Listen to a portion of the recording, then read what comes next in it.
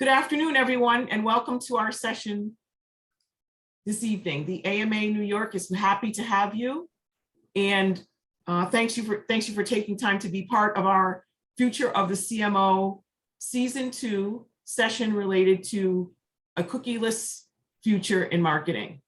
This is the first of our three-part series, and we are very proud to welcome a very rich panel that will be helping us to explore first-party data strategies and universal identity in 2022 and beyond. We think you'll find this session extremely informative and interactive. So listen and think about your environments and the things that you're doing in your marketing world, and feel free to chat and ask questions as we have our conversation. We're living in an era of increased data privacy and permission-based marketing. Apple is enacting ever more restrictive privacy updates to its mobile operating system. And of course, Google plans to phase out third-party cookies in Chrome by 2023 and more. These new realities of identity are forcing marketers, us, to rethink practices that have been in place for over 20 years. Industry regulatory and technology trends are fundamentally shifting the way that data is permissioned, accessed, and used for marketing purposes. These changes are driven by consumer demand for more transparency about how their data is collected, used, and managed. So how do we then, as marketers, transform not just their data practices and policies, but their marketing strategies and performance, measurement, and expectations? We need to future-proof our data strategies, especially amid changes in cookies and third-party identifiers, so that they can continue to create sustainable and consumer-friendly data activations. The great news is data or onboarding and cohort-based targeting puts data power back in our hands. Today, we're honored to have three marketers that will address all of this and more, and we will get insight on questions that we didn't know we need to ask. So join me in welcoming them this evening. First, I will introduce John Nardone. John is the president of MediaOcean. Following the July 21st acquisition of Flash Talking, where he had presided as a CEO since 2015, John effectively charted and led the course to a widely respected exit for Flash Talking. Nardone is regarded as a first-generation and tech pioneer who played part on the founding floor as the industry was forming. Among other early work, he was a founding board member of the Internet Advertising Bureau. Throughout his career, he earned recognition within the advertising community for the groundbreaking work at Pepsi, modern media, and marketing management analytics. At MMA, he had a hand in establishing marketing mix modeling, illustrating his longstanding advocacy for marketing accountability. As CEO at X+1, through its acquisition by Rocket Fuel, Nardone helped transform that business into a top-rated data management platform, or DMP. Rocket Fuel acquired X+1 for $230 million in 2014. It was while running X+1 that Nardone became a client of Flash Talking and learned firsthand of its power and the art and science behind the perfect message. With a shared vision of the future of data-driven creative, a few years prior to the MediaOcean acquisition, John led Flash Talking's acquisition of SpongeCell in early 2018. Again, thank you and welcome, John. That was the long version, Lori, but thank you. Second, we're welcoming Emily Proctor of Spark Foundry. Emily is the Vice President of Data Architecture there. With 15 years experience and passion for all things data and analytics, Emily currently serves as Vice President Data Architecture there, leading data and platform strategy for the Central and West regions, working with clients like Starbucks and REI. Prior to joining Spark, Emily held the role of VP strategy at Goodway Group, where she oversaw data strategy and digital media strategy across Goodway's client base. Emily also spent 2 years at DX Marketing, a boutique data-driven agency, and 5 years at Cardalytics, a card-linked marketing and purchase intelligence provider. Thank you and welcome, Emily. Thank you for having me. And Mark Rhesus from Pepsi is also joining us tonight. Welcome, Mark. Mark leads strategy and ecosystem for Pepsi Global Data Analytics, a division of the new strategy and transformation global function. In this transformational role at PepsiCo, he works through the entire PepsiCo enterprise to design and collaboratively implement the company's efforts in data strategy, partnerships, and data sourcing, governance, modeling, management, and analytics AI to drive growth and efficiencies that fuel the broader digital transformation. Mark is responsible for enterprise data strategy, data partnerships and acquisition, data innovation, monetization, and is a key stakeholder in the overarching data AI value chain that fuels the company's digital capabilities. A graduate of Duke, he has been a transformational leader and influencer for multiple enterprises, including LiveRamp, IBM, The Weather Company, and TiVo. On a personal note, Mark is an avid baker, especially old world style sourdough. So I'm sure he's perfected that craft in the past 2 years and thoroughly addicted to golf. Welcome, Mark. Thank you so much for your time, making time. Thanks for having me. And last but not least, Alan Schulman is joining us. And I must say before I tell you a little bit more about Alan, without his work and support and being such a great friend of AMA New York and AMA National, we'd not be here tonight with this great panel. So Alan, my personal thanks from me and from the board at AMA. We really appreciate all that you do for us. My pleasure, Lori. Alan Schulman is a current member of the AMA New York Advisory Board and served as a member of our board of directors from 2015 to 2018, so certainly an old friend. He's an industry leader in the creative and content space, having served as former Chief Creative Officer of Deloitte Digital, Sapient Nitro, and McCann Erickson. He joins us today as co-founder of Upper Right Marketing Consulting. So we have a great source of information and wealth of knowledge. You'll really get from a technical perspective more than you probably can absorb in one sitting related to marketing in a cookieless future. So before we start, just a few things. We want this conversation to be just that, a conversation that includes all of you. So please, if you have questions while the session is, while the conversation is going on, please chat your questions to us. We will try to ask as many as we can during our session with respect to the time that we have and the conversation as it progresses. If you'd like to ask, you're willing and would like to ask your question yourself, willing to take yourself off of mute and open up your camera, just put the word yes in your chat and we'll invite you at the appropriate time to ask your question.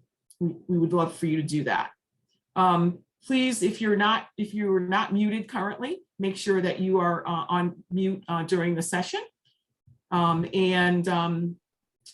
If you do ask a question or chat a question, please feel to chat as many as you like. If you do ask a question, please limit it just to one this evening so that we can ask, everyone has an opportunity to get their questions fielded. We potentially will have an opportunity later on to respond to you. So thank you very much. So let's get started tonight. Ruth, maybe you can close our splash page so that we can see more folks. Thank you so much. Wonderful. Thank you. Okay. So we're going to start with analytics and data from a cookieless front. Our first question to our panelists, as marketers consider the new realities of consumer data from an attribution standpoint, how do we reset performance expectations moving forward? John, maybe you can start us off with that. Sure, thanks, Lori. The first thing I would say is, cookies have been slowly going away for a while. So, while we're talking about, the end of cookies, it's something we've been progressively dealing with as Apple has made a series of moves over the last few years. Consumers have become more savvy about controlling their own privacy access on the browser. So meaningful coverage of cookies has been declining for years and is at a point now where it's still certainly useful, but by no means is it the be all and end all of measurement, today. So marketers are already wrestling with how to plug the holes, if you will, in their data view where they used to rely on cookies. But now there's a big blind spot in the Apple universe and a smaller and smaller base of cookies from which to make judgments. I always start by sort of separating the issues between measurement and activation or targeting, because as you get into the privacy issues, they have very, very different implications for your data strategies.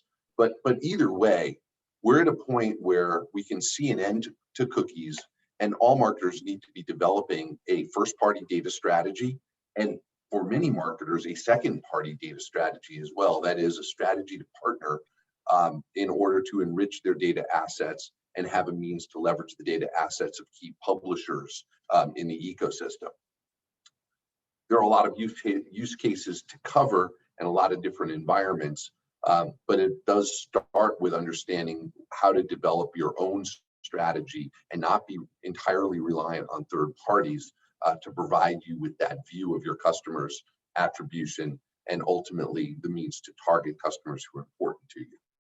So I'll kick it off with that, and I know Emily and Mark certainly have a lot to say about that as well.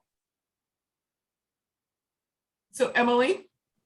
Yeah, I echo what John just said, and there's no doubt that, excuse me, that our access to real-time data is going to become more limited, and that data is not going to be as rich. And so we have to be able, as marketers, to reduce our reliance on a single measurement method first and foremost, and also be open to testing different approaches to measurement going forward, because it's going to become increasingly difficult to connect that initial brand awareness exposure all the way through to conversion. And so we've got to think about, resetting what's most important to us as a brand in terms of a KPI and evaluating KPIs against one another rather than just relying on a single method of measurement in the absence of those third-party cookies.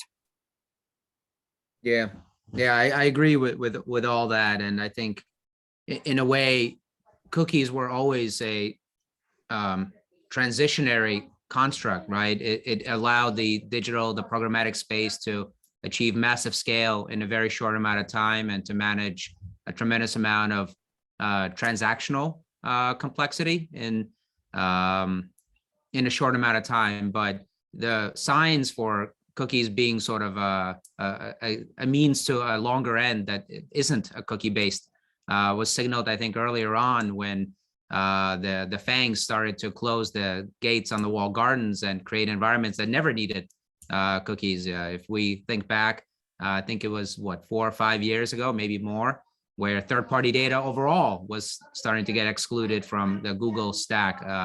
And you had to bring in first party or characterize the data you're bringing in as first party in order to get the benefit of your signal, proprietary signal outside of what Google has made available for the general audience that's participating in that ecosystem. And of course, Meta, Facebook at that time was moving very much in that same direction.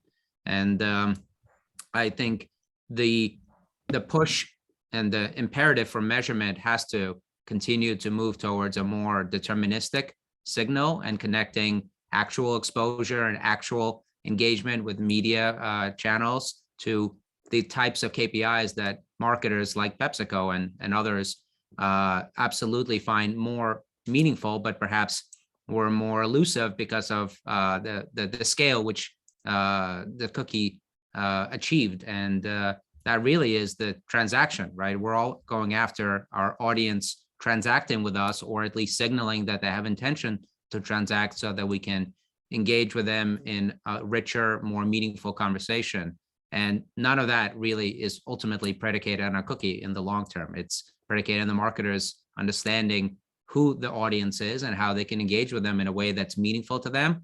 Or conversely, shockingly, some of our prospects do not want to engage with us, and not engaging with the customers that do not want to hear from us right now, perhaps, or in the offer or product that we're putting forward is as meaningful. And I think those signals are more important ultimately in the long run for the health and the viability of the marketer investment in digital media than the transitionary nature of the cookie. So it's harder to imagine that at scale right now because cookies just made it so easy. But that is where I think inevitably we have to go from a measurement attribution standpoint.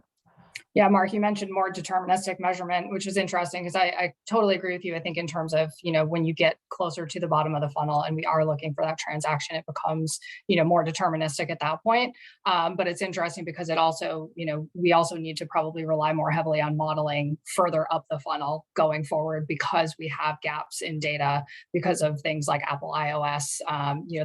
We have to evaluate the measurement strategy across that customer continuum and that full funnel. And make sure that we're taking a different approach depending on where we're at in that funnel and what it is that we're measuring. So totally agree with you. Deterministic becomes more important, but also modeling becomes more important. It just sort of depends on where you are on that funnel.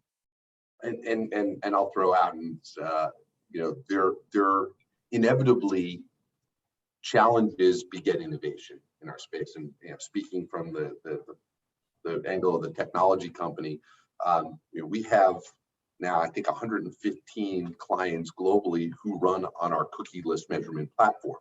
And that's an anonymous cookie-less platform that has visibility into the iOS space. And so fills the gap as cookies are going away in a way that isn't deterministic and doesn't carry with it some of the privacy considerations and constraints that those deterministic strategies have. But even that doesn't get you any visibility into the walled gardens, into Facebook and some of the social platforms. So you can sort of plug a hole here, but there is no one strategy that's going to solve all your measurement problems. You're still going to have to stitch together different environments, different data sources, and put a whole heaping layer of modeling on top of that in order to draw conclusions. Yeah, no, I completely agree, John. I think there's no silver bullet.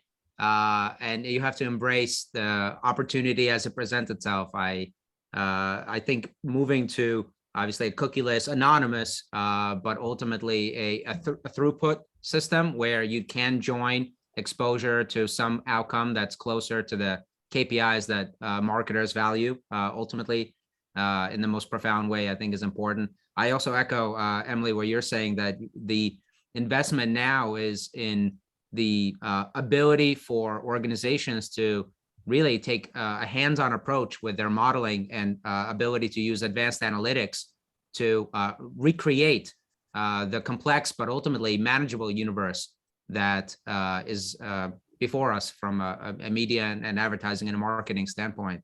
And that actually is an investment that marketers need to make in new skill sets inside of their organization, inside their partner organizations. And I'm sure agencies and platforms are investing in those skills because we need to manage complexity now that was solved with a magic bullet of cookies in the past, but now has to be managed in a more proactive and concerted way. And I think it does create more opportunities. And echoing what you're saying, John, it creates impetus for innovation. And I think the breakthroughs are not too far away for a lot of folks to start to bring a platform-like approach from the marketer perspective to the landscape that they're investing in. And that is not a kind of a unilateral position. Obviously, it requires really close partnership and collaboration. And I am seeing that the walled gardens are making headway and starting to open up in a controlled environment. And I think we're going to talk about it later in this conversation. But there is means to get at exposure to action, connection with the kind of confidence that I think we all want to have, that the dollars that we're investing are actually resulting in the outcomes that we seek. Quick, I'm seeing a question. The term walled gardens was mentioned several times. Can somebody just give a 30-second definition? Well, I guess I used it. It's an environment where you can transact, but the information about the nature of the audience is controlled by the publisher. The traditional, cookie-based feedback is not available. The exposure and action connections are controlled by the media owner, not the marketer. And that's the notion of the walled garden. It's wonderful inside, but there's walls and restrictions on extraction. Facebook and YouTube being the two biggest, most important walled gardens, but you can think of all the retail media networks like Walmart's media as all mini walled gardens. Their data never comes out. You can put data in, but their data never comes out. Yeah.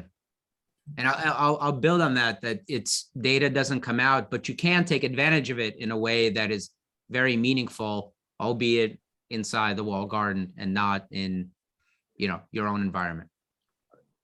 Thank you for that. Thank you so much, Mark. Okay, so our next question, moving through our conversation, we keep hearing about clean rooms, very much related to the conversation that we just had.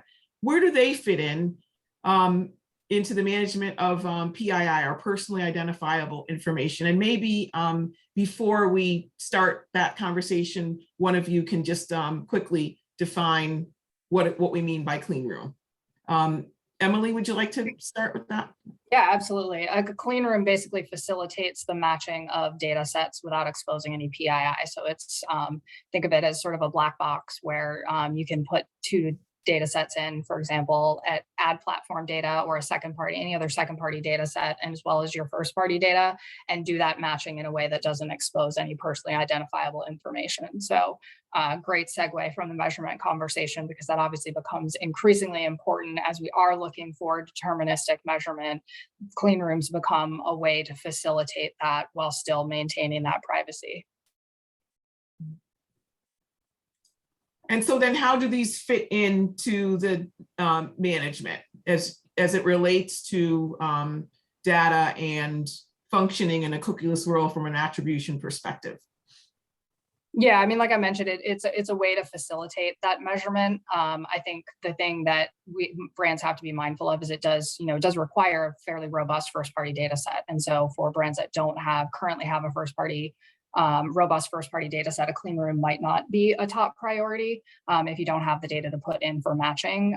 But it's, Mark touched on the idea of that deterministic measurement. This is a way to facilitate that going forward in a very, kind of rock solid privacy compliant way, so that neither party sees the other party's data. There's no exposure, no risk of exposure of personally identifiable information. So in terms of measurement, especially as we're talking about that deterministic kind of closed loop measurement, clean rooms have to be part of that discussion.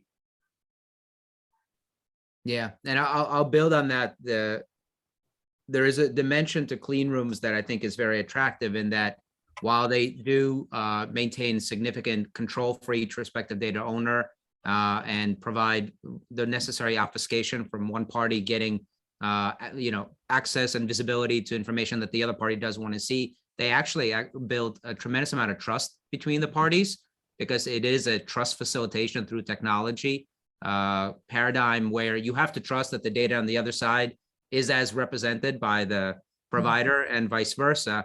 So they do enable a good degree of confidence, so that when you do join, let's say, a publisher data on one side and a transactional data set on the other side, both parties can feel confident that neither party receives what they're not supposed to, but the joint result, which should be available to both parties for consideration evaluation, can be trusted by both parties as being accurate in its representation of what actually happened. So while it black boxes some of the middleware, if you will, as you said, Emily, it actually replaces it when operated properly with a good amount of trust, so that you can transact and engage in more strategic conversations and not have to keep wondering, well, is what I expect actually happening? And, how do I believe the other side if they're just telling me that, hey, everything worked great, as many of us have lived in the past. Hey, it all worked great, right? Everything was perfect. It's like, well, how do I know? This actually allows you to build a bit more, hands-on confidence that this is actually happening. So Mark, to that point, as a follow-on, if you're in a clean room conversation with, let's say, Facebook, and you've also got one with another publisher, you got multiple clean room conversations going on, is it reasonable to think you guys just talked about the complexity of integrating all that before. I mean, when we used to buy TV, it was easy. We could place millions of dollars at one phone call. Then when digital came along, it became harder. Now we're going to have to aggregate all those clean room data sets together. For a marketer like Pepsi, is that a much more laborious thing to integrate? And how do you do that? Well, great question. Yeah, I mean, it's laborious, but perhaps it's laborious because it's new. I think once you develop the muscles, and we are investing in internal capabilities and doing it, I think, in both a long-term perspective, right? This isn't a quick win. You can't build these muscles overnight. And also in a way that absolutely starts with this space, as far as connecting our media investment with transactional data, our transactional data, our partners' transactional data, aggregators like Nielsen, IRI, Kantar, for example. But we do believe that this notion of collaboration around data has a more enterprise-based value for us at PepsiCo. We are imagining the opportunity to collaborate with our supply chain partners. We are imagining opportunity to collaborate with retailers directly. John, as you mentioned, the notion of Walmart, we actually did go live in Walmart Connect, and we're able to use Walmart transaction data inside of the Walmart Connect environment to connect our exposure to transactions, identify that there is audiences that did not purchase our products, and we were able to take advantage of that signal to reach them through the Walmart Connect environment in general media, which is an opportunity that never was available to a marketer like PepsiCo in shopper media, the below the line spend historically. So I think you have to assume a more long-term perspective, and you're right, Alan, it's very complex, but this is the kind of investment you need to make in order to drive the kind of digital transformation, to build the intelligence that will allow us to manage complexity and not be afraid of it, right? It's not going to be something that is going to be solved, but it is something that we're committing to make sure that we have the ability to take advantage of these new opportunities in a systematic fashion. Yeah, I think it's daunting at first. Especially, I mean, Pepsi. If you're Procter & Gamble or Kimberly-Clark, you have enormous resources. A lot of the marketers here don't have those kinds of scales of resources. So it might be hard to build the business case to justify those investments. But when you get into it, one of the things that gets me excited is that you start off with this idea of, well, it's about media optimization, and do I know which media placements work? And that's a pretty small pool and opportunity. But when you start to expand it to the next level is, well, do I understand which creative is working with which audiences? Now there's a whole nother level of value to be extracted. And then you go the next, now can I use this data to forge more productive relationships with my retail partners? Now there's another layer of value. So if you can start to look at those layers of value in a mid-term to longer term, it's much easier to build a business case for the kinds of investments that in the short term might seem very daunting. Yeah, I think that's a really great point, because historically ad tech and martech investments have sort of sat with the media team or just the marketing team. And I think, it's becoming increasingly important to view data strategy as an enterprise-wide initiative. Just, from a political perspective, like you've got to get everybody on board, which I always say that I feel like all MarTech initiatives are like 80% political, 20% actual hands-on effort sometimes.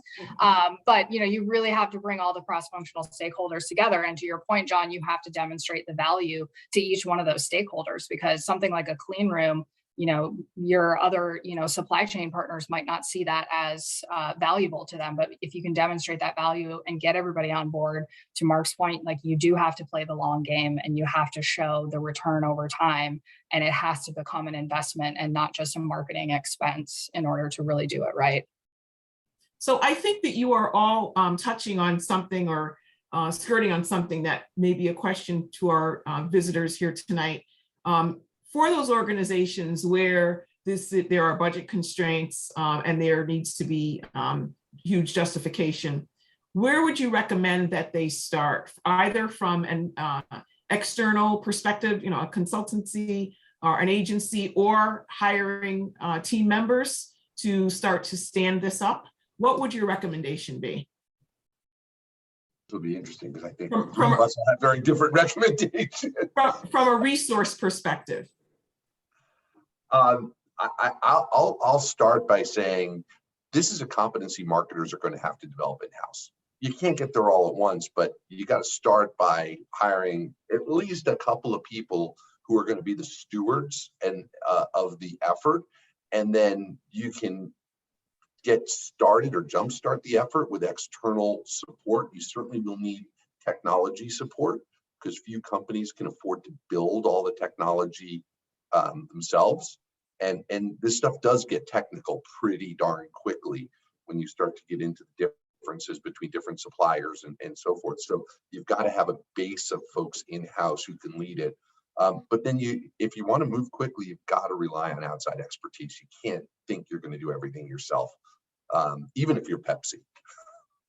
Yeah, it's really start with like a full, kind of assessment of what your current digital maturity is. And that's not just from a use case perspective, but it's really like people, process, and tools, because you do want to have that expertise in-house, but you also don't want to go out and hire a bunch of people who maybe don't have the right expertise based on where you're strong or where you have areas of opportunity. So it's really evaluating all the platforms we have right now, all the data we have right now, the expertise we currently have, and looking at, where are we right now and where do we want to be in 3 to 5 years? What does that gap look like? And then starting to build a roadmap from there. And, sometimes you do have to go to an outside agency or consultancy to kind of, just kick off that effort. But I really feel like until you understand exactly where you are right now and then have a vision for where you want to go, it's very difficult to just start kind of pulling out pieces and implementing things quickly.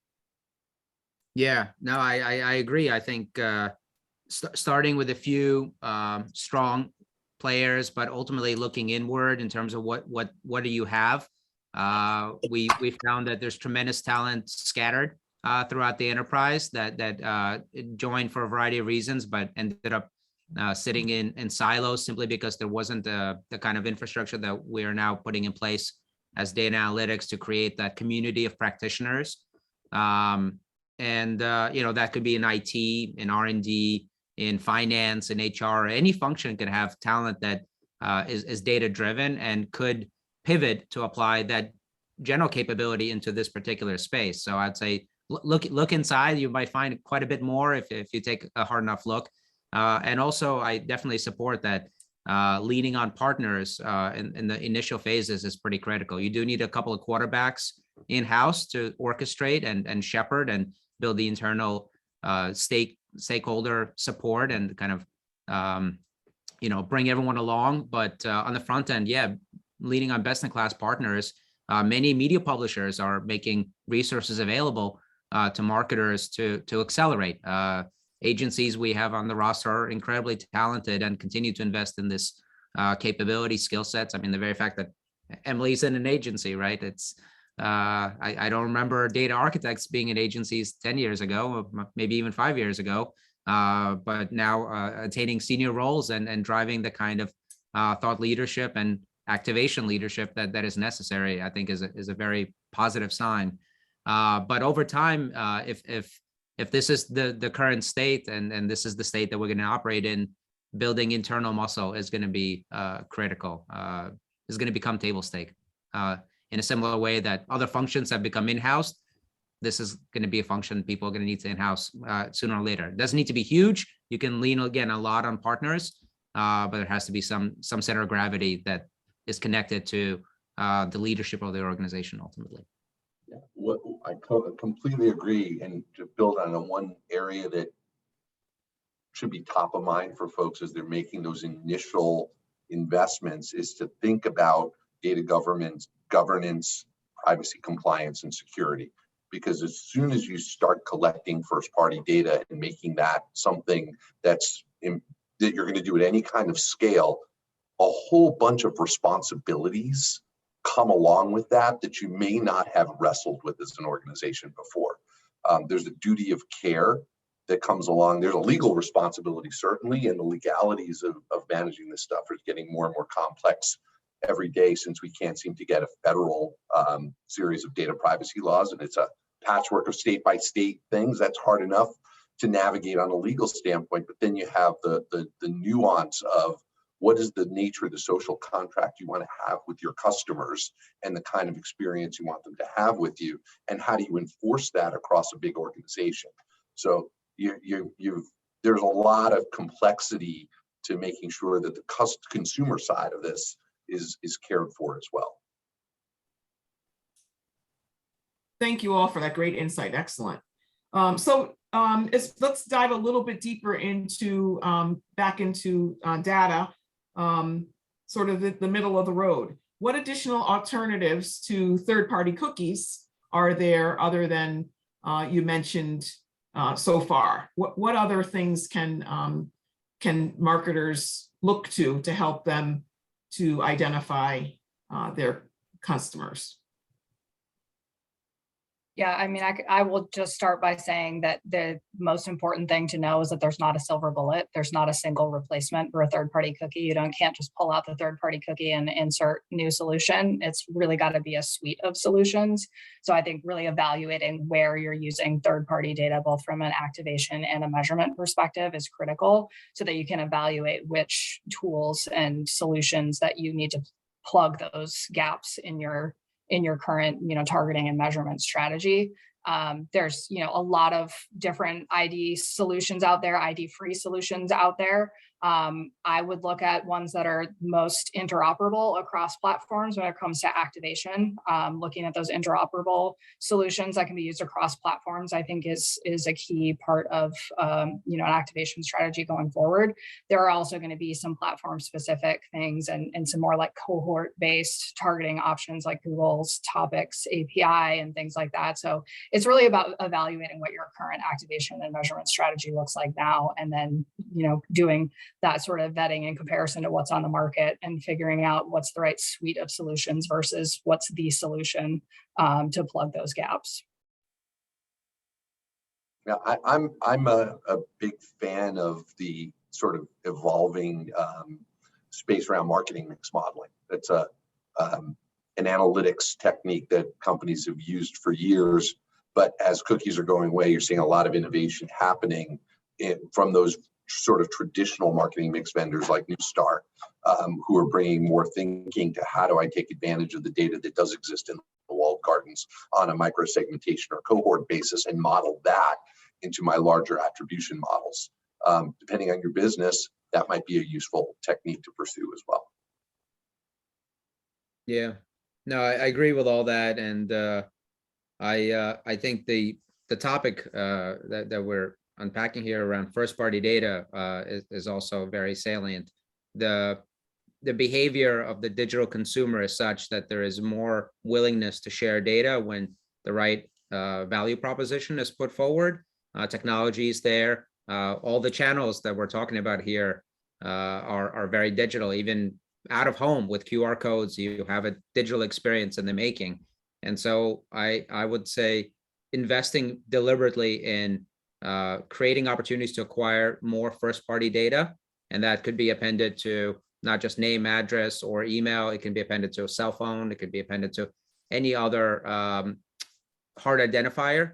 Starts to build an asset for a marketer to leverage over and over again. It's not a replacement for a first-party cookie, which has its own scale advantages inherently, but it is something that you can start to fall back on as an immutable asset that does accrue over time and could be used in marketing mix modeling, could be used in segmentation, certainly is a tremendous input into an analytics paradigm and informing segmentation and things like that. So I think being more deliberate and conscious that these opportunities are presentable and are always there when you're marketing and engaging consumers, asking hey, would you like to share your information in exchange for this or that, is something that needs to be more top of mind. Typically it's stayed in the loyalty program arena, but I think now should be expanded to be thought of as a general marketing and advertising tactic, because it has this ancillary long-term benefit of first-party acquisition. I get so excited by that, Mark, because the downside of cookies is that you could only use cookies in the open web digital environment. It didn't apply to the walled gardens. It didn't apply to your TV planning.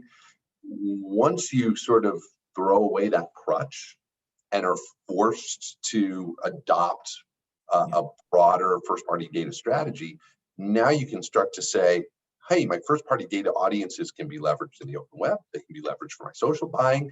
And as the sort of new generation of TV planning and measurement is beginning to manifest itself with Nielsen's loss of accreditation and new TV planning players like iSpot and VideoAmp coming on board. Now your first party data can be used to drive very targeted and precise TV campaigns in a way that could never be done before. So all of a sudden, I can leverage my first party data and my audiences in a consistent manner across all these environments, rather than having here and Nielsen demos over here and first party data over there. We can have a more consistent and holistic approach. Yeah, completely agree with that. And I think we're going to talk about it in a bit, but it takes away this artificial obsession that you targeted everybody and you had this hyper personalized one-to-one connection with everybody. It actually never happened. You connected with a cookie and a browser. It wasn't really a person connection at the end of the day that was manifesting itself. And I think I love how you position it, John, that you throw away the crutch and all of a sudden you realize that you can actually walk in a much more confident way in the long term. You may not go as fast, but you'll get there and feel much better about it at the end of the day. Yeah, I love how this part of the conversation is exhibiting that really we can flip the script with regard to cookies going away. There's an opportunity to be much more robust, much more deliberate, and our spend actually, finally, we get to have some real proof of ROI, maybe, right? That would be a great thing. So thank you for that. So you started to touch on this in answering this last question, but as the rise of connected TV continues, how should a household level consumer identification approach be implemented? That's one first part of the question. And will a consumer data platform or CDP be enough to resolve that identity, or maybe better said, identity? So maybe we should take this sort of in two parts about identifying consumers in connected TV environment. John, would you like to start with that? Well, there's a lot to unpack here. Quite a bit. So, I always sort of start with, it depends on your business, right? If you're a CPG marketer, household level measurement is more powerful in some ways than if you're a business that has a one-to-one relationship with a single end customer, right? So you start with a household being the easiest thing to connect across these different environments. Harder to get to the individual, but for certain business, getting to that individual level is really important. And you wind up back to what Emily was saying, having to rely a lot on modeling.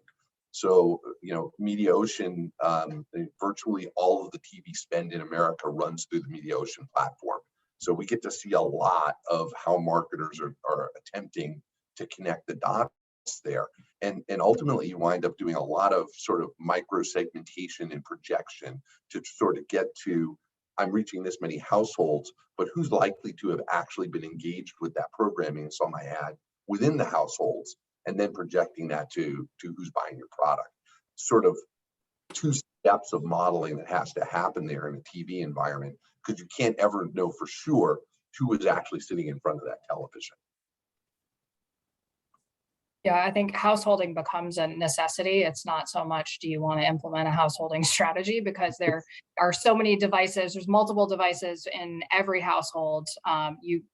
With the loss of a lot of those device level identifiers that we've relied on in the past, you really don't know who is watching what screen at any given time. So the householding becomes a must. And I think, if you are looking to compare connected TV performance against, maybe display performance or something like that, if you need an apples to apples readout, you can look at those things from a household perspective as well. So you have to kind of go to lowest common denominator if you're looking to compare performance. But I think, at this point, talking about a household strategy is just, it's something you have to do. It's not really a question of whether we want to look at it that way or not.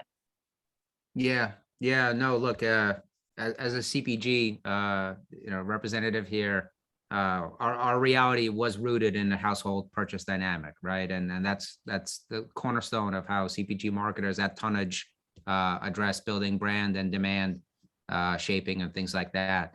But we are starting to embrace the inevitability that while the household is a transactional unit, the decision is at the individual level. And we do have the opportunity to be more individual conversation focused, even within the household, because as our portfolio continues to expand and diversify, there are multiple levers in a household that are driving between, some more, enjoyment fun-based products, others that perhaps are more nutrition or health conscious based products. So we're managing a larger portfolio. So we have to start to cater to the individuals within that household from a demand generation standpoint. But of course, it makes ultimate sense to continue to monitor the transaction at the household level. So managing these two paradigms where the conversation is now becoming more individual focused, but our accountability is still household driven. There's still the shopper card.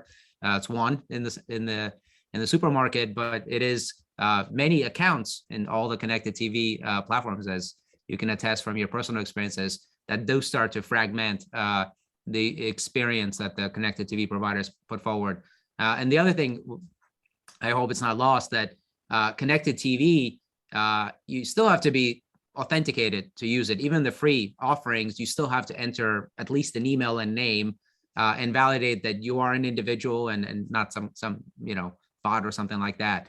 So there is a significant amount of opportunity with connected TV platforms to offer the kind of measurement and attribution opportunities, whether it's bringing our first party data in or leveraging our retail partners or of course the third party aggregators to connect to who's actually watching and how does that translate into our share or growth in other dimensions. So I do think it starts to converge a little bit between where TV was coming from and digital came from into a little bit of a best of both worlds, where you have the advantage of targeting. I mean, for us, we're starting to embrace a lot more geographic localization, right? Tastes aren't varied just by individuals. They're varied by areas of the country, and those areas are small. We've never really been able to take advantage of local advertising at scale because it lacks scale. But with connected TV platforms, we can actually embrace the notion we can invest with a publisher, but also diversify our messaging, our creative, and a variety of other things to connect our store-based strategy with the way that we're shaping demand and ultimately looking to fulfill in the most seamless and efficient fashion so that all the products that are available for consumers are matched to who's watching what and how they're telling us they want to buy our products and which products at which time in which store it starts to become a bit more of a reality. So we see this as an opportunity. And isn't that, John, you used the term micro segments. I mean, I know that we can segment ourselves into oblivion sometimes the more niche we get. Curious to know, Emily, as you know, I've been reading a lot of DTC brands that are suffering right now, like Allbirds, Warby Parker. What we're hearing from the financial analysts is that really narrow segments as they move into CTV, because it's more affordable than the walled gardens were. It's a bit of the Wild West because they really can't measure yet. What's your point of view? Are we in the Wild West still in CTV? Or as John just mentioned earlier, are we getting closer to, getting to some sort of measurement standard? Maybe that would not be as, sort of old school as Nielsen, but what's your point of view on that? Yeah, I mean, I think there's a little bit of Wild West just because it is such a rapidly evolving space. I think it, largely depends on how long you've been there. So some of these DTC brands just getting into CTV, they've relied so much on the social platforms, for example, that, when you've sort of saturated that market and you've got to look for other avenues, I think for a DTC brand, it probably is the Wild West. They're still figuring out because that has truly been a one-to-one marketed product. How do we now take that and blow that out into a household strategy and make it efficient and actually drive an ROI? So I think they have a big learning curve there, and I think it hits on the point of there's not a one size fits all strategy here. You really have to evaluate your brand, and you have to really balance out the precision targeting with the ROI. So, if for certain brands, achieving one-to-one doesn't make sense. It may not be achievable in the first place, and it may not make good financial sense. For a DTC, the closer to one-to-one you can get, it does make financial sense, but how do you do that without saturating those one-to-one channels so that you're not, you're kind of hitting a point of diminishing returns? So I think they have a big learning curve. I think they can figure it out, but it's, probably a steeper learning curve in such a rapidly evolving space like connected TV. I would also say that it's hard for those brands because connected TV is not cheap. The inventory is pretty limited because you think about just yourself as a viewer. A lot of what we consume is ad free. And even the streaming platforms that support ads, the ad load per hour is far lower than in traditional television. As a result, CPMs in connected TV are really high. So when you're a direct response brand trying to make that the economics work, and you start with a very, very high cost base, that's a tough hurdle to get over. So, if it didn't cost so much, these direct to consumer brands would have a little easier time of making the economics work. Thank you. Excellent. Yeah, great information. Thank you so much. And we touched on this a little bit, but maybe we can take a few minutes to dive into the conversion path to that. We talked around it, but for those who are being initiated to this, how do you feel that the goal of one-to-one addressable media is possible? And do you think it contradicts with the consumer's desire for privacy? So, that the conversation that we just had, and then converting to that identifier where it does make sense, for example, is Emily, as you said, the DTC. Can we talk about that a little bit? This is probably my favorite question to talk about. Because I think, again, it goes back to that point of, spending wisely and where are you getting a good return, number one, but also, I always say, like, if I walked up to you on the street and you've never met me before, and I tell you, I know your full name and street address and phone number, and I know what you've been searching for in the internet, like, it's a little bit creepy because we've not formed a relationship yet, right? And so I think we have to sort of humanize it a little bit when, as a marketer, like, you have to build relationships with customers the same way you build relationships in person. You're not offering up all your information at once. You've not given anybody a reason to want to give you that information. So I think, when it comes to acquisition, if you're, out there prospecting, it probably doesn't make sense, nor is it efficient to try and, be one-to-one at that stage of the customer life cycle. They're just being introduced to your brand. And so I think we've become so obsessed with this idea of one-to-one that we feel like every media has to be one-to-one. But I think you have to, deepen that relationship over the course of the customer life cycle, give them a reason to want to give you more information. And then it becomes more advantageous and delivers a stronger ROI to be more one-to-one as you develop that relationship with the customer. And by no means am I advocating for a spray and pray approach at the top of the funnel, but I think, you have to balance out that efficiency and effectiveness when it comes to targeting at that stage. But I don't think one-to-one is the way to go at that stage of the funnel. You just have to deepen that relationship with the customer, work on what is that value exchange. So as you develop that relationship, what are they getting out of providing that information to you? And also, what business value is that driving for your business? So I always say, when it comes to prioritizing these types of initiatives, that, wherever the customer value and the business value intersect, those are the things that you should be prioritizing. If it's driving business value, but the customer gets nothing out of it, it's probably not somewhere that we should be spending time and money. If I can jump in, I completely agree on the one-to-one is a overrated goal for most marketers, because scale still matters, right? And I say this as the guy who ran Flash Talking, the dynamic creative company, for years. We did a ton of research, both with academics and consumers. And the thing that we learned was it's really about garnering consumer attention. And you don't need to know a lot about the consumer to make your communication grab their attention. You just have to have a little bit more relevance than they're used to seeing. That could be as simple as acknowledging the weather where they are when you're selling them a soft drink. and saying, it's hot outside. Wouldn't a cold Pepsi be great?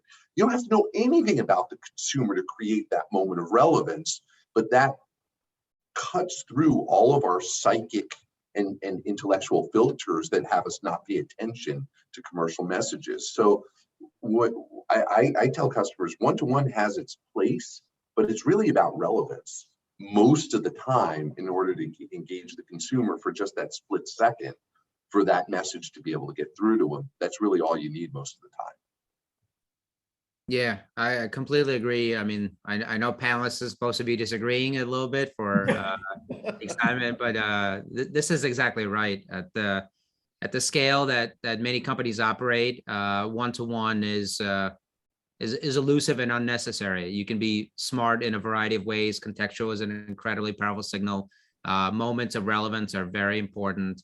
In fact, maybe even more important. And there is a small subset of those consumers that, I love how you put it, Emily, have connected perfectly with the value exchange, and you earn the right to engage with them in a one-to-one. And that's a precious commodity and a precious investment. And to John's earlier point, you have to invest in the right governance and the right data management capabilities to take advantage of this unique opportunity to engage with someone one-to-one, and avoid abusing that privilege at all costs, because it's so much harder to reacquire somebody if you lose them. In fact, never acquire them perhaps is often the more cost-efficient approach, which is to let consumer behavior take its shape and influence it through occasions and moments.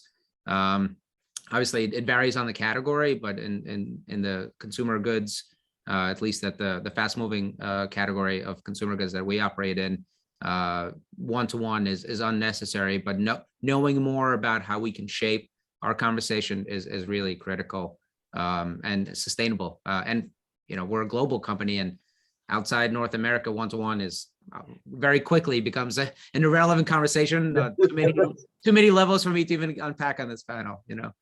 Yeah, and relative to the customer's desire for enhanced privacy, I think, all the things we just talked about, when done right over the course of the customer life cycle, you can do one-to-one and have it feel more private than it maybe has in the past, because this is, we've built a relationship over time. We've created value for the customer. We've given them a reason to want to offer up that information, and they've done so voluntarily. And so where in the past, some of our one-to-one has maybe felt a little invasive and less private, but when we do it right and we build that relationship over time and start to move into one-to-one as we build a relationship with a customer, I think it actually lines up perfectly with their desire for enhanced privacy, because if they don't trust the brand and they don't want to give that information, they won't do it.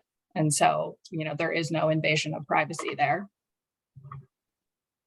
So Mark, if I can put you on the spot, not to be contrarian, but what is your, as the sort of big CPG marketer on the panel, what's your one source of truth? Do you believe what the walled gardens tell you, who are grading their own homework? Do you believe what the agencies are telling you that are justifying their own fees? Do you believe what the software platforms are telling you based on their own data? What's the best one source of truth? And sorry for the hardball question. That is a horrible. I mean, the easy answer, Alan, is the cash register is our source of truth. That's a reality that we report to Wall Street, right? And that ultimately is the source of truth. We have great partnership with a lot of third-party data providers that do tremendous work in curating a lot of intelligence for us and giving us confidence that we're using what is currently best in class available, and we have done that for many years.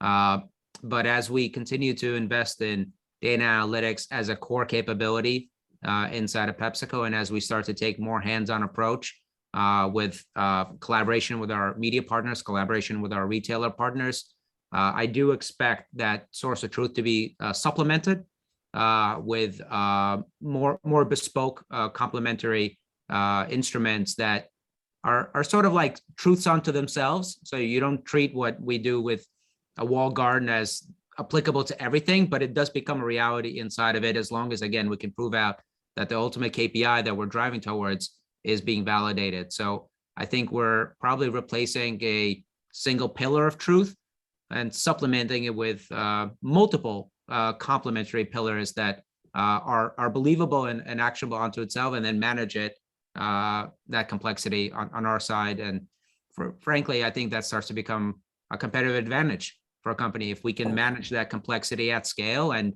not get overwhelmed, but in fact, take advantage of each and every pillar of this source of truths. Tell them those KPIs we really care about. It's not as simple as, hey, Nielsen tells us our ratings and that's it. It's more complicated, but ultimately, in a way, it actually becomes more resilient, because if one of those pillars starts to go south, you have plenty of alternatives to fall back on, and you're no longer beholden to one size fits all, or one metric that you have to keep hammering after. And I think that ability to be more agile and more responsive to things, as we all learned the last couple of years, stuff happens in a way that no forecast model can ever forecast. So ability to pivot and have optionality becomes even more important as we enter a world where complexity is the new norm. And Mark, I know you'll agree with this. It really helps to let go of the idea that any of these metrics are going to bring precision. It's not about precision anymore. It's about general direction. Are you getting enough signal to point you in the right direction and be able to know that you're advancing or getting better, as opposed to trying to establish an absolute truth? John, I completely agree. It's the way I think about it is you're facing an infinite number of decisions, and at any moment you have to pick between A and B, and the confidence is picking the right A or B more accurately over time, because you will make mistakes. It's inevitable. It won't always be perfect, and if you let go of this notion that you're going to get it all right, you start to embrace that over time and at the scale you're operating.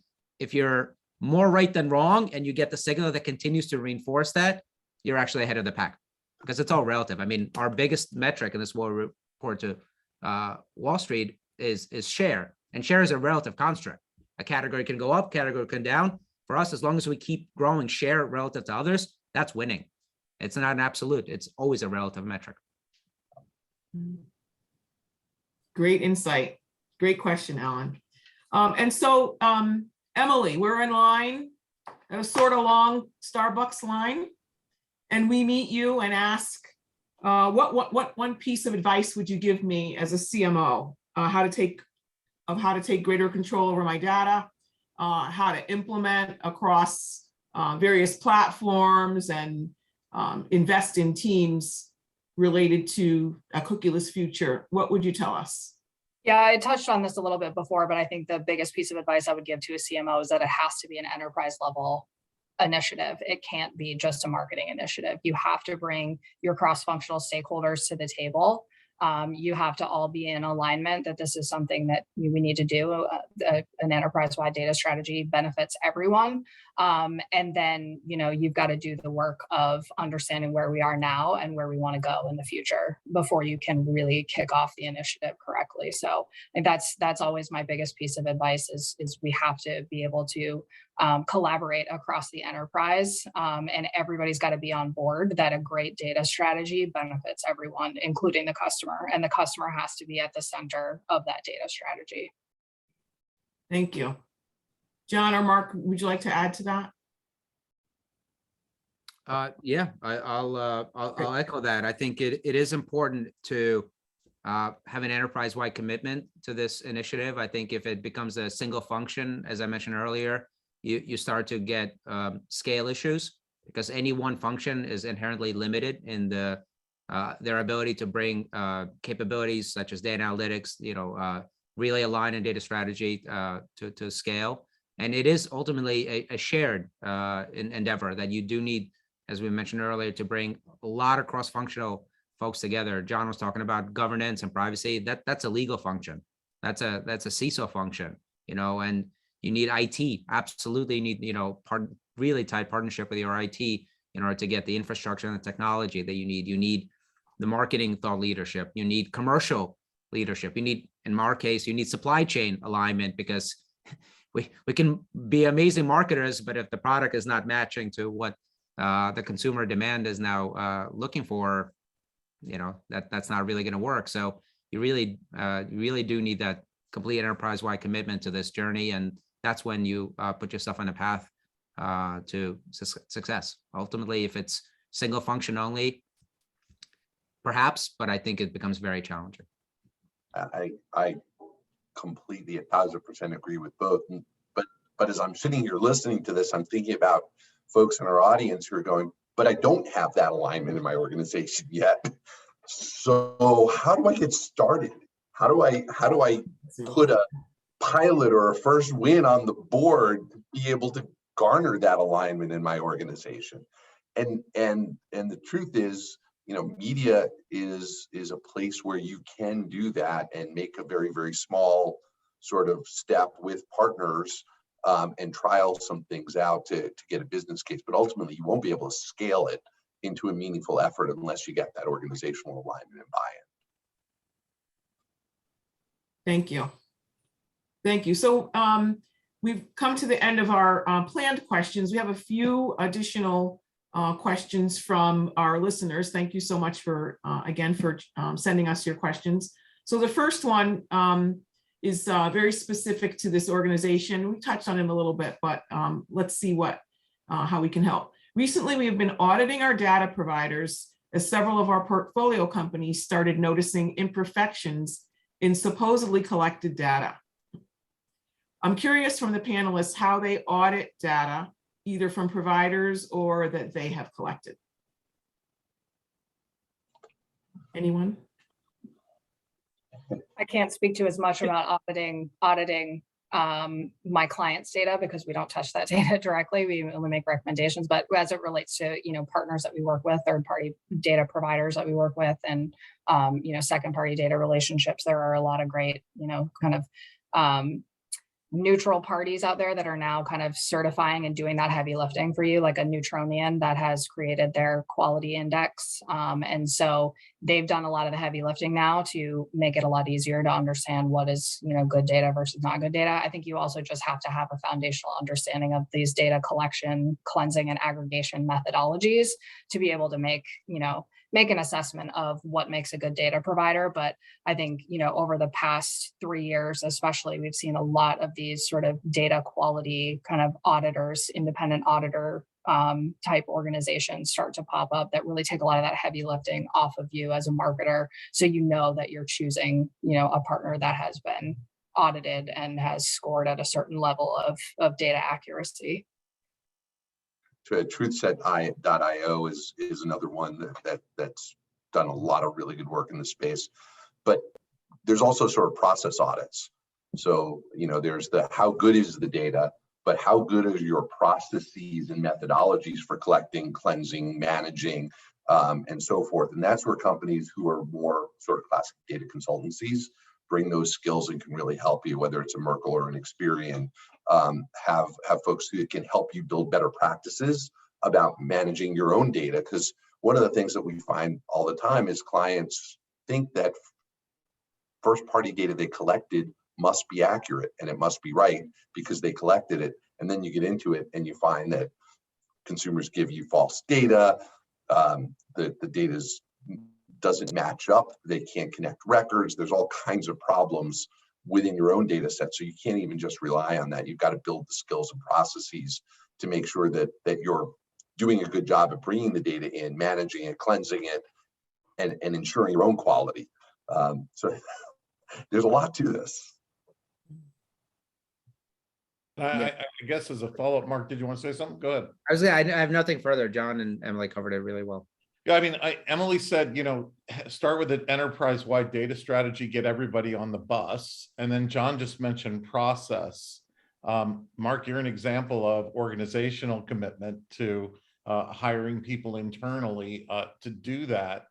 I guess my question for the panel is, where do you start with the org model? Do you start with the process model? Or do you start and build your CDP first, or go out and buy a piece of technology and then and then deal with your org and process around that? Mark, do you have some point of view on what the best way to attack that is? Because I know, we see lots of marketers rushing out to set up a CDP. We see a lot of marketers rushing out to, bring consultancies in to change processes, as John just said. And then we've got, flip the org model and try to get everybody on the bus who needs to be on the bus. Where would you start? Well, I think you need some degree of an org structure in order to have the incentive and the well, funding to do any of this. So I think that's maybe a table stake. But I would, as we thought about our enterprise data strategy, we actually landed on culture as being the number one thing that needs to be addressed, because it's the one that's the hardest to change, but the one that if you don't, you almost set yourself up for failure, regardless whether you solve for technology, process, org, or any of those things. That it is a cultural transformation to embrace data and digital as the cornerstones of how the company operates, how the company incentivizes decisions, how thinking is shaping, and it's the one that takes the longest. It's relatively quick to hire a consulting company. It's relatively quick to stand up a platform. It's very hard to change culture, but it is, I think, a table stake. Nay, it's mandatory if you want to see success over the long term. So we think about changing culture as the most important thing and the one you want to start with. But that often goes back to the enterprise-wide commitment that the culture starts with leadership, and you have to have leadership alignment to say, we're willing to change ourselves, and modeling that behavior for everyone else to follow. Yeah, I think this question hits on one of the toughest challenges when it comes to enterprise data strategy, because you have to always balance the long game with needing to demonstrate some quick wins and some agility as it relates to, test and learn. So I think that's the hardest piece to balance. I love the idea of starting with a data-driven culture. I think that's critical. Like, everybody's got to be excited about it. And I think that, I've worked with clients in the past where, it can be sometimes as simple as, TVs that have real-time dashboards of different things that are important to that particular group. So building sort of that excitement and giving people sort of the ability to see how they're impacting numbers, whatever number is important to their function area. If they can see in real time how they're impacting that, I think that's a great way to kind of build up that culture and that excitement.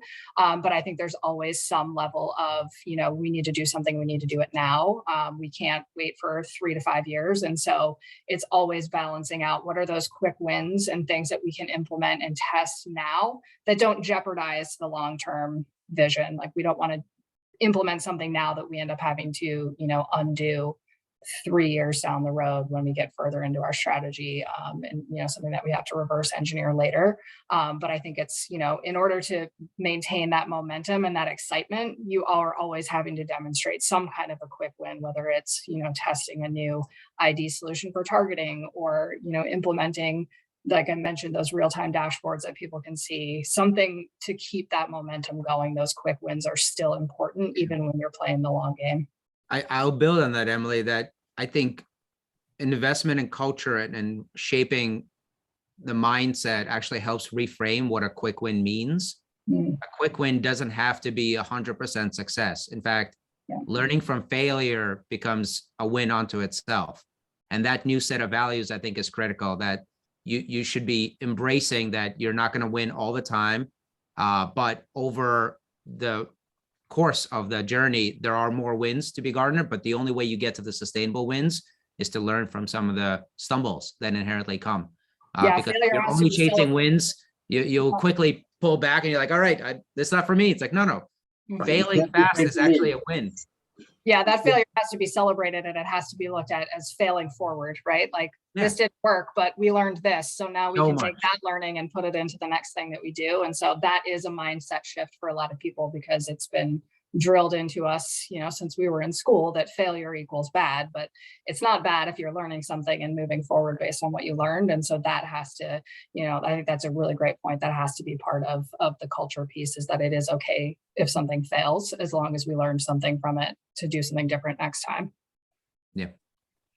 Okay, and one other question from one of our viewers tonight. Would love to, and I won't, this is could be an emotionally charged question in a data world.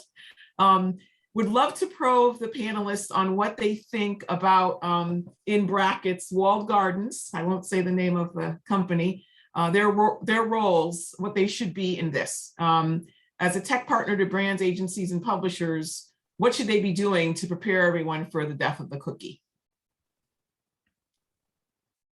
Well, for some of the walled gardens, there never were cookies, so they don't really have to do anything. So the question has to be regarding Google. Thanks, John. Because it's the only one it could be. I have a lot of conversations with folks at Google, and as much as we sometimes want to paint Google as the evil empire, they're really not. They're trying to figure it out just like we are. These things are complicated, especially as you get into the legalities of different countries. And I had a conversation recently where they said, in Europe, we are getting starkly different direction from the antitrust legislatures in these countries and the privacy legislators in the same countries that are both telling us opposite things that they want from us. So it's, I think in the end of the day, all of these companies ultimately need to be led by the consumer. And there is a growing education of consumers and a growing voice that consumers are taking more control of their relationships with these companies. You certainly see Apple's efforts reverberating through their customers as the compliance rate for tracking in apps has completely fallen off the table since Apple's made it easy for consumers to opt out. I think you're going to see more and more of that, of consumers sort of opting out, taking advantage of privacy controls, being more directive with the walled gardens in terms of what data that they're allowed to use and so forth. But I would not be thinking of it as Google's an evil empire trying to take away our cookies in some land grab. It may be that they get more influence in the end through this, but I don't think that's the goal. And I think they're struggling to find their way through this just like all of us are. Thank you. Did anyone else want to add to that? Any comments? No? Okay. Well, thank you so much. This has been an extremely insightful session. I hope that those that took the time out this evening to join us have found that they've gotten some further insight, if nothing more, validation to their thinking and the path that they're on. One of the several takeaways, but one of the big things that I would say is that no organization is alone or can do this alone in the path. So reach out, explore the various providers and supporters and potentially others in your industry and talk about what is being done. There's tons of information out there that is easy to understand and digest and to help you to get started. And the second thing is, I think we're returning, for those of us who've been in the marketing world in various transitions before, the understanding of data and a little bit of depth in data is now necessary for any marketing strategist to understand. And likewise, across the organization field, and really understanding how other parts of the organization can provide you data and how they can use data is extremely important. I think thinking about those basic things is a great place to start. Some of the takeaways from our panelists, in addition to that, is look for interoperable solutions. Some are OTS, some might be more custom, but find a suite, a mix of solutions. Evaluate your current activation strategy and potentially plot that to even a strategy that is going to provide you greater insight on your customers, and also the governance of data and how you're going to manage personal PII, personally identifiable information. And don't insist on one-to-one identification. It won't be necessary from a marketing perspective, but it may, as that person or that individual becomes your customer, then you will have more opportunities for that one-to-one identification, and then leverage those later. It's just, things are just not going to be as precise in this cookieless world as you may imagine that they are now, but there won't be as much confinement either. And there'll be more platforms and more ways to measure your data. So again, thank you so much for the time that you spent with us this evening. This is just the first in the series of AMA New York's Marketing in a Cookieless World series. There are 2 more to come. One on May 10th, Changing the Face of Customer Identity, How Privacy Shifts Drive a New Approach to Marketing and Measurement. So we'll dive a little bit more into the measurement piece there. And then one that I'm particularly looking forward to is on May 25th, Data and Ethics, diving into the to governance and understanding how to share and buy and regulate and license data, if you will.